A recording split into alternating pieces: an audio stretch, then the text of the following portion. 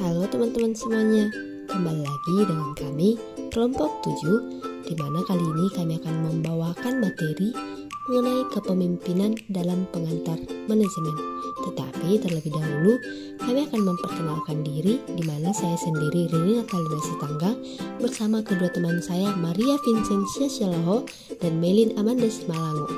Nah, sebelum lebih dalam kita membahas mengenai kepemimpinan, pastinya kita harus mengerti dulu bagaimana konsep dasar kepemimpinan, yaitu pengertian kepemimpinan. Pastinya di antara kita sudah ada yang mengerti tentang kepemimpinan tersebut, tetapi di sini kami akan menjelaskannya lagi. Kepemimpinan merupakan suatu ilmu yang mengkaji secara komprehensif tentang bagaimana mengarahkan, mempengaruhi, dan mengawasi orang lain untuk mengerjakan tugas sesuai dengan perintah yang direncanakan. Beberapa pendapat para ahli mengenai pengertian kepemimpinan, yaitu yang pertama adalah menurut Stephen P. Robbins mengatakan, kepemimpinan kemampuan untuk mempengaruhi sesuatu kelompok ke arah tercapainya tujuan. Pendapat yang kedua adalah Richard L. Duff mengatakan, kepemimpinan atau leadership adalah kemampuan mempengaruhi orang yang mengarah kepada pencapaian tujuan. Adapun pendapat yang ketiga adalah Rizky W. Griffin mengatakan, pemimpin adalah individu yang mampu mempengaruhi perilaku orang lain tanpa harus mengandalkan kekerasan. Pemimpin adalah individu yang diterima oleh orang lain sebagai pemimpin. Selanjutnya adalah pemimpin dan kepemimpinan. Pemimpin dan kepemimpinan adalah ibarat sekeping mata uang logam yang tidak bisa dipisahkan. Dalam artian bisa dikaji secara terpisah, namun harus dilihat sebagai satu kesatuan. Seorang pemimpin harus memiliki jiwa kepemimpinan, dan jiwa kepemimpinan yang dimiliki dalam diri seseorang pemimpin adalah tidak bisa diperoleh dengan cepat dan segera, namun sebuah proses yang terbentuk dari waktu ke waktu sehingga akhirnya mengkristal dalam sebuah karakteristik. Dalam artian ada sebagian orang yang memiliki sifat kepemimpinan, namun dengan usahanya yang gigih mampu membantu lahirnya penegasan sifat kepemimpinan pada dirinya tersebut. Adapun pemimpin dan organisasi adalah di setiap organisasi butuh pemimpin, dan pemimpin yang dipilih artinya adalah yang terbaik di organisasi tersebut. Salah satu tugas besar pemimpin adalah mewujudkan visi dan misi organisasi. Dalam konteks ini, untuk memudahkan dalam mewujudkan organisasi tersebut, maka pemimpin harus bisa menyamakan visi dan misi yang dimilikinya dengan visi dan misi organisasi tersebut. Karena secara fakta, pemimpin bekerja untuk organisasi tersebut, dia bukan lagi bekerja untuk dirinya sendiri. Maka, sukses organisasi akan mensukseskan dia sebagai pemimpin di organisasi tersebut. Dengan begitu, pemimpin yang dipilih adalah pemimpin yang mampu bekerja secara penuh demi kemajuan organisasi. Jika ia bekerja di organisasi tersebut sebagai batu loncatan untuk jabatan selanjutnya di organisasi lain, maka pemimpin itu belum layak dipilih sebagai pemimpin karena ia tidak totalitas dalam bekerja. Perlu kita ketahui juga, ada sebab-sebab munculnya kepemimpinan. Apa sih yang menjadi sebab-sebab munculnya kepemimpinan ini? Ada 3 teori yang menjelaskan bagaimana munculnya pemimpin. Yang pertama adalah teori genetis. Pemimpin itu sudah ada bakat sejak lahir dan tidak dapat dibuat. Dia memang sudah ditakdirkan untuk menjadi pemimpin. Teori ini mengandung pandangan deterministis, artinya pandangan yang sudah ditentukan sejak dahulu. Yang kedua adalah teori sosial. Pemimpin tidak dilahirkan, akan tetapi calon pemimpin dapat disiapkan, dididik, dibentuk agar dia dapat menjadi pemimpin yang hebat di kemudian hari. Setiap orang dapat menjadi pemimpin melalui pendidikan dan dorongan berbagai pihak. Teori yang ketiga adalah teori ekologis dan sintesis. Seseorang akan sukses menjadi pemimpin apabila dia memang memiliki bakat-bakat pemimpin. Kemudian, bakat itu dikembangkan melalui pendidikan dan pengalaman yang akan membentuk pribadi sebagai seorang pemimpin. Tidak lain juga, kepemimpinan tidak dapat terlepas dari nilai-nilai yang dimiliki oleh pemimpin seperti yang diungkapkan oleh Good dan Taguir. Yang pertama adalah teoritik, yaitu nilai-nilai yang berhubungan dengan usaha, mencari kebenaran dan pembenaran secara rasional. Yang kedua, ekonomis, tertarik pada aspek-aspek kehidupan yang penuh keindahan, menikmati peristiwa untuk kepentingan sendiri. Yang ketiga adalah sosial, menaruh belas kasihan pada orang lain, simpati, tidak mementingkan diri sendiri. Keempat adalah politis, yaitu berorientasi kepada kekuasaan dan melihat kompetisi sebagai faktor yang sangat vital dalam kehidupannya. Yang kelima adalah religius, selalu menghubungkan setiap aktivitas dengan kekuasaan Sang Pencipta. Yang keenam adalah sikap bijaksana, yaitu kemampuan dalam mengambil keputusan yang tidak berat sebelah. Namun keputusan yang diambil adalah keputusan yang memikirkan banyak segi dan seimbang. Dan yang ketujuh adalah kesetiakawanan yang tinggi. Nilai kesetiakawanan yang tinggi menunjukkan pemimpin tersebut memiliki loyalitas yang tinggi pada sesama rekan kerja bahkan bawahannya. Pembahasan selanjutnya yaitu mengenai ciri-ciri pemimpin dalam kepemimpinan. Kita harus perlu tahu bagaimana sih ciri-ciri kepemimpinan tersebut atau bagaimana ciri-ciri pemimpin tersebut. Ciri-ciri untuk menjadi seorang pemimpin adalah yang pertama, memiliki kompetensi sesuai dengan zamannya. Artinya kompetensi yang dimilikinya dapat berguna pada saat itu dan kompetensi itu diakui oleh banyak pihak dan pakar khususnya. Yang kedua adalah memahami setiap permasalahan secara lebih dalam dibandingkan dengan orang lain, serta mampu memberikan keputusan terhadap permasalahan tersebut. Yang ketiga adalah mampu menerapkan direct man dan direct place secara tepat dan juga baik. Direct man and direct place adalah menempatkan orang sesuai dengan tempatnya dan kemampuan atau kompetensi yang dimilikinya. Dalam kepemimpinan juga terdapat jenis pendekatan leadership dalam perusahaan. Setidaknya ada 3 pendekatan leadership atau kepemimpinan yang akan menjadi ukuran dalam menentukan kelayakan individu sebagai seorang pemimpin. Ketiga pendekatan tersebut meliputi sifat, perilaku, dan situasional. Pertama kali yang akan kita bahas yaitu sifat pendekatan karakter atau sifat berguna untuk memandang kepemimpinan sebagai suatu kombinasi dari sifat-sifat yang tampak dari seorang pemimpin. Ada sejumlah sifat atau karakteristik tertentu yang berkaitan dengan keberhasilan dan kegagalan dari pemimpin. Bahasan yang kedua adalah perilaku. Pendekatan perilaku memiliki fokus kepada perilaku calon pemimpin tentang apa yang diperbuat dan bagaimana melakukannya. Pendekatan ini bermaksud mengidentifikasikan perilaku-perilaku yang berhubungan ataupun menghasilkan kepemimpinan yang lebih efektif. Melalui pendekatan ini, keberhasilan dari seorang pemimpin dikatakan bergantung pada perilaku-perilaku yang diterapkannya. Adapun pendekatan yang ketiga adalah pendekatan situasional. Sedangkan pendekatan situasional diambil dari beberapa anggapan bahwa efektivitas dari pemimpin tidak hanya ditentukan oleh gaya pimpinan secara individu, tetapi juga ditentukan oleh situasi yang ada dari kepemimpinan tersebut. Contohnya bisa dari dilihat tugas-tugas yang dilakukan setiap harinya, keterampilan, harapan, atau ekspektasi dari para bawahan, lingkungan kerja, dan lain sebagainya.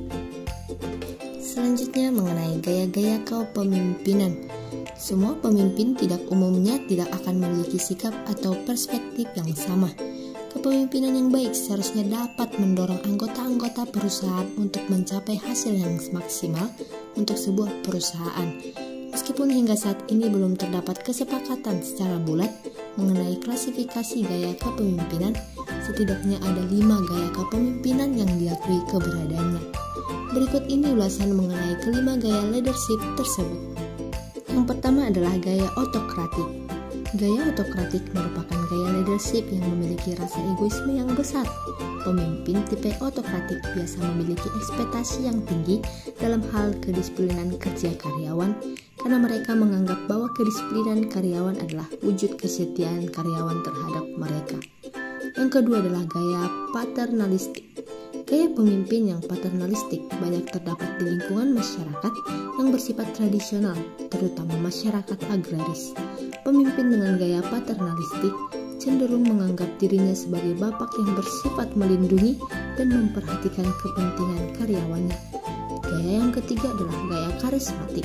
Karakteristik yang khas dari gaya pemimpin karismatik adalah daya tarik yang memikat sehingga mampu memperoleh pengikut yang banyak. Pemimpin yang karismatik biasanya adalah seorang pribadi yang memiliki resume atau pengalaman hidup yang dinilai impresif sehingga mudah dikagumi oleh bawahannya. Gaya yang keempat adalah gaya laissez-faire. Gaya kepemimpinan laissez-faire cukup simpel karena pemimpin ini cenderung menganggap bahwa pekerjaan akan berjalan lancar dengan sendirinya ketika karyawan sudah mengerti tujuan dan sasaran yang akan dicapai oleh perusahaan dan masing-masing mengetahui tugasnya masing-masing. Gaya yang terakhir adalah gaya yang kelima, yaitu gaya demokratik. Pemimpin dengan gaya demokratik akan menganggap bahwa fungsi pemimpin adalah sebagai koordinator dan integrator dari beberapa unsur dan komponen organisasi. Dengan demikian, semua anggota akan bergerak secara sinergis dan holistik. Kita juga pastinya bertanya-tanya, apa sih sebenarnya hubungan leadership dan manajemen? Mengapa keduanya ini saling berhubungan? Nah, untuk menjawabnya itu, kepemimpinan atau leadership dan manajemen merupakan dua istilah berbeda yang sering dianggap sebagai sinonim. Namun, kedua istilah ini sangat berbeda. Leadership secara khusus adalah bagian dari manajemen itu sendiri. Sebagai komponen yang sangat penting dari manajemen, perilaku kepemimpinan yang benar akan membangun lingkungan yang baik dan produktif bagi setiap anggota perusahaan. Tidak ketinggalan juga mengenai peran-peran penting kepemimpinan. Pergerakan dari sebuah kelompok, organisasi, dan institusi tentu sangat dipengaruhi oleh seorang pemimpin. Bahkan, pemimpin juga yang menentukan kesuksesan dari sebuah tim tersebut. Bagi sebuah perusahaan, leadership menjadi salah satu faktor penentu paling besar untuk keberhasilan dalam mencapai target. Apa saja sih peran-peran penting seorang pemimpin? Yang pertama adalah menyusun kebijakan tim. Seorang leader harus mampu memberi keputusan mengenai segala tindakan yang harus dilakukan oleh timnya. Maka dari itu, leader harus memperhatikan beberapa hal untuk menjadi pertimbangan dalam mengambil keputusan. Pertimbangan tersebut bisa meliputi risiko yang makin muncul, analisa respon klien, dan sebagainya. Yang kedua adalah mendelegasikan tugas. Setelah mengambil kebijakan untuk tim, seorang leader harus memikirkan pula strategi yang tepat agar semua aktivitas perusahaan berjalan dengan lancar. Sangatlah penting bagi para anggota perusahaan untuk mendapatkan berbagai tugas yang sesuai dengan skill atau kemampuan mereka masing-masing. Sebagai leader, kemampuan untuk menempatkan dan mendelegasikan tugas kepada anggotanya. Peran yang ketiga adalah mengkoordinasikan semua elemen perusahaan, bukan hanya anggota saja. Leader juga harus memperhatikan koordinasi antara atasan dan bawahan, serta dengan beberapa unit lain yang ada dalam lingkungan perusahaan. Seorang leader yang baik akan mampu mewujudkan hal tersebut sehingga terbangun hubungan yang harmonis dan produktif antara seluruh elemen. Selain itu, jika seluruh elemen terkoordinasikan dengan baik, maka visi perusahaan akan lebih mudah diwujudkan. Peran yang keempat adalah melakukan evaluasi setelah memastikan semuanya sanggup melakukan tugas dan fungsinya dengan benar. Maka langkah selanjutnya adalah melakukan evaluasi. Setelah melakukan evaluasi, maka akan diketahui beberapa hal yang harus mengalami perbaikan atau bahkan inovasi yang harus dilakukan untuk terus mengembangkan perusahaan. Peran yang terakhir adalah peran kelima, mengendalikan wewenang anggota dalam perusahaan. Salah satu fungsi lain leadership yang tidak kalah pentingnya adalah pengendalian wewenang dalam sebuah perusahaan. Pada dasarnya, sebuah perusahaan besar yang telah beroperasi dalam waktu yang lama harusnya telah menetapkan wewenang-wewenang anggota perusahaan sesuai dengan kapasitasnya, sehingga antar anggota tidak terjadi konflik wewenang dan menjamin kelancaran komunikasi. Adapun manfaat kepemimpinan dalam perusahaan atau sebuah organisasi adalah yang pertama, sebagai sarana untuk mencapai tujuan, yang kedua memotivasi orang lain, yang ketiga membangun relasi yang kuat, yang keempat manajemen waktu yang baik, yang kelima membantu mengembangkan orang lain, yang keenam beradaptasi dengan perubahan yang ada, yang ketujuh memimpin dengan memberi contoh yang baik, dan yang kedelapan adalah melakukan pengorganisasian yang teratur. Jadi, studi kasus yang kami angkat dari materi kali ini, yaitu mengenai kepemimpinan adalah Pak Rudi baru saja diangkat menjadi kepala sekolah sebuah SD swasta yang baru 3 tahun beroperasi. Ia merasa senang sekali dengan promosi yang ia dapatkan dan merasa percaya diri akan dapat memimpin SD tersebut untuk dapat berkembang. Namun, baru beberapa bulan memimpin, ia mulai menghadapi permasalahan yang terus berdatangan. Mulai dari komplain orang tua soal toilet, kegiatan pembelajaran yang dinilai tidak berkualitas, sarana yang tidak memadai, serta komunikasi dengan guru yang belum berjalan baik. Setiap kali ia menerapkan kebijakan baru, selalu saja ditanggapi dingin oleh staf. Pak Rudi berupaya menjalankan tugasnya sebaik mungkin, terutama ia fokuskan pada hal-hal yang bersifat administratif. Setelah 1 tahun ajaran ia memimpin, sekolah belum dirasakan perkembangan yang berarti. Komplain-komplain dari orang tua terus berdatangan mengenai berbagai aspek yang ada di sekolah dan menyampaikan tuntunan yang begitu tinggi terhadap sekolah. Komunikasi dengan staf pun belum dapat berjalan dengan baik. Hingga akhirnya Pak Rudi pun mulai sadar akan kinerjanya dan mulai memperbaikinya. Selang beberapa bulan akhirnya ada perubahan dengan sekolah dan komplain para orang tua pun berkurang. Yang terakhir adalah kesimpulan dari materi kami kali ini. Kesimpulan dari materi kali ini yaitu kepemimpinan diartikan sebagai proses mempengaruhi dan mengarahkan berbagai tugas yang berhubungan dengan aktivitas anggota kelompok. Dan kepemimpinan juga diartikan sebagai kemampuan mempengaruhi berbagai strategi dan tujuan, kemampuan mempengaruhi komitmen dan ketaatan terhadap tugas untuk mencapai tujuan bersama, dan kemampuan mempengaruhi kelompok agar mengidentifikasi, memelihara, dan mengembangkan budaya organisasi. Oleh karena itu, betapa pentingnya kita memilih pemimpin dalam suatu organisasi atau perusahaan, karena tidak semua orang bisa memimpin dengan baik dan sesuai. Sekianlah hasil presentasi kami mengenai kepemimpinan dalam pengantar manajemen. Sekian dan terima kasih. Bye-bye.